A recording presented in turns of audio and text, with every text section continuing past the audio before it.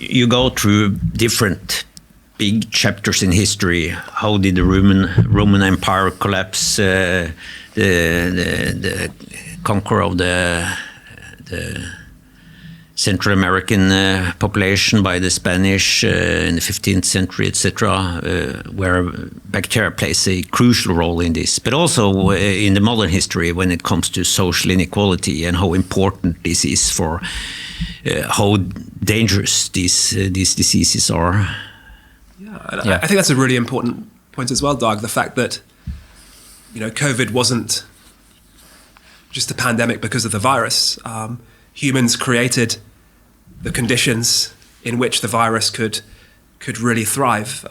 So, whether we look at the political secrecy of the authoritarian state in China that allowed it to get out of hand in the first case, or certainly the weak political leadership in the UK with Boris Johnson and the Tories, or if you look at the US with Donald Trump, but also the kind of pre-existing levels of inequality in much of Western Europe. And I'm not sure how it was in Norway, but it certainly wasn't COVID wasn't a problem for everybody. It was a problem for people who couldn't work from home, who couldn't get their food delivered to their door, who lived in houses with their parents, their grandparents, their great-grandparents. So if one person got sick, they all got sick. It was poor people generally, and there was a massive weighting towards people from ethnic minority backgrounds. So that's the really worrying thing in a way that, you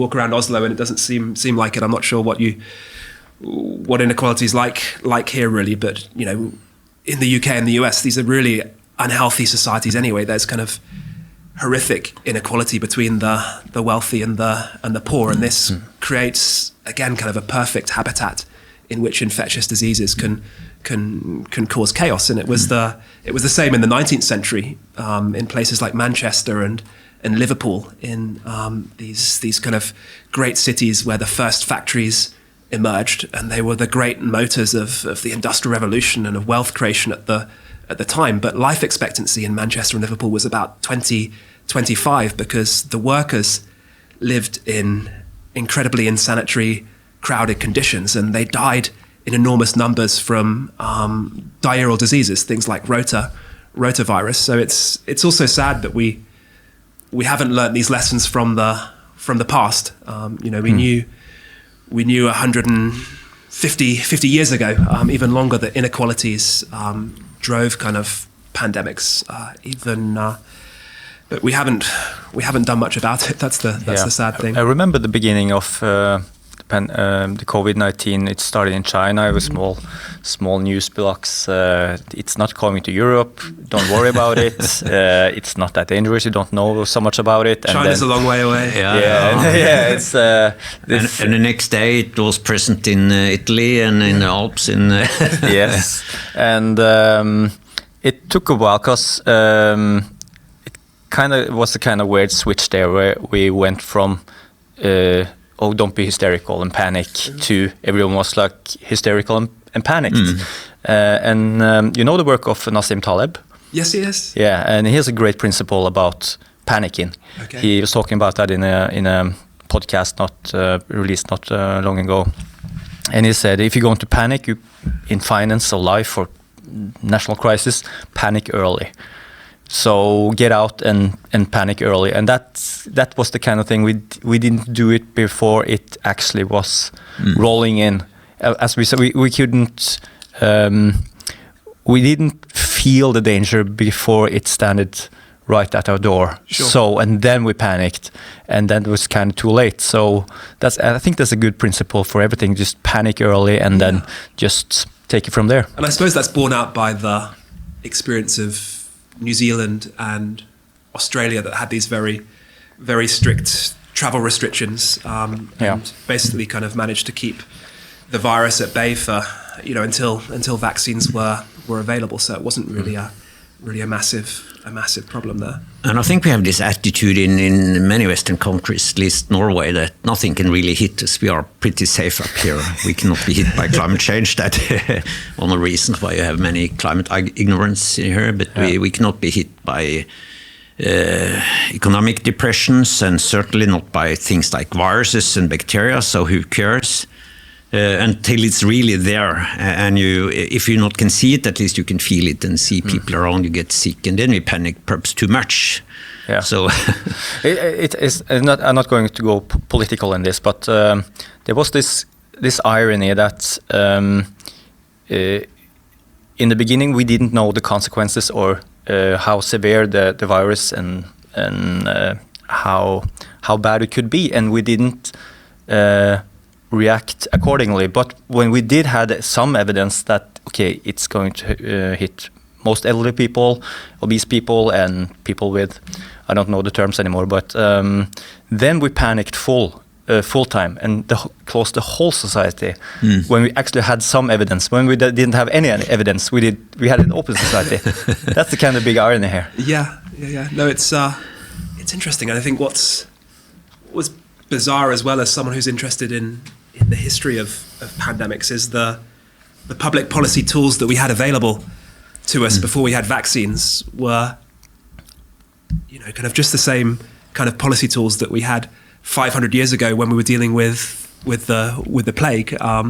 Your quarantines, and of course, quarantine, the word comes from the Italian 40 for 40, because ships were made to stay for 40 days and 40 nights outside of Venice and other Mediterranean ports. And the travel restrictions are very similar to this. And there are also cordons sanitaires, so like restrictions on the movement by land between various towns. So similar to lockdowns. And it's amazing that in the 21st century, when, as you say, Dag, medical science has advanced so much and done so many kind of almost miraculous things, that we were still having to go back to these policy tools from the 1500s and 1600s. But there is one positive side with I would also agree that it was an overreaction, but still it was based on a kind of concern for the weakest in society, right? This will not really harm the healthy and younger part of the population, but elderly and weakly and those that are already in bad shape.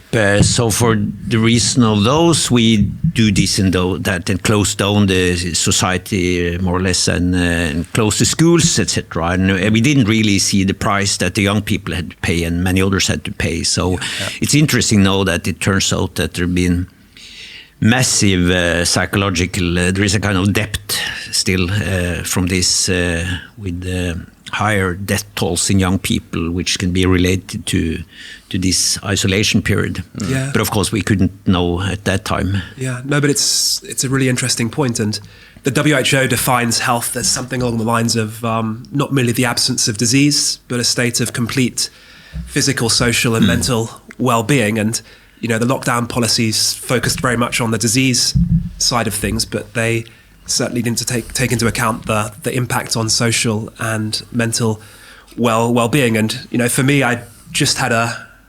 my partner had just had a baby. I was pretty happy to kind of stay at home during lockdown. I quite enjoyed it, actually. I didn't have to go into work. Didn't have to see people. I could spend lots of time reading. I wrote this book, but it's been really eye-opening. Going back to university and teaching and talking to students and seeing how badly affected they were by the lockdown and how cheated they feel. It's really sad. That's quite amazing. I've seen many of my students also the Ph.D. students that have been really experiencing a setback. It's hard to be a student from the beginning, and when they lost the time period they have. They lost their work. They had to abandon things that they had started. It's really a kind of personal crisis, and that's something I think we didn't really fully understand these days. I feel bad because I had this huge upside of the pandemic because I was the only guy producing podcasts for 6 months in Norway. So that was. You had a good pandemic. Yeah, I feel like I had a good pandemic I too. did quite a bit of skiing, and so for some of us it had its upsides, but for society by large it was definitely negative. So and I was just talking about my British students there, but you talk to the Chinese students and that were in China at the time, and the strictness of the lockdown in certain parts of the country, and it kind of human life as we know it just stalled for months. And I guess that's something that I kind of really, I guess I struggle with at the end of the book, about kind of what we should do in a future pandemic, because if you look at human history, this dance between us and microbes has just been part of our stories, and it will be in the future. And then the question of what to do when it happens again is a difficult one, because if you have really strict lockdowns like you did in China, it halts the transmission of the microbes, but it also halts human life as we know it, social life as we know it, and it's hard to know what the best thing to do is. Could we do not a whole journey, but a brief journey through the history of epidemics, like you have this chapter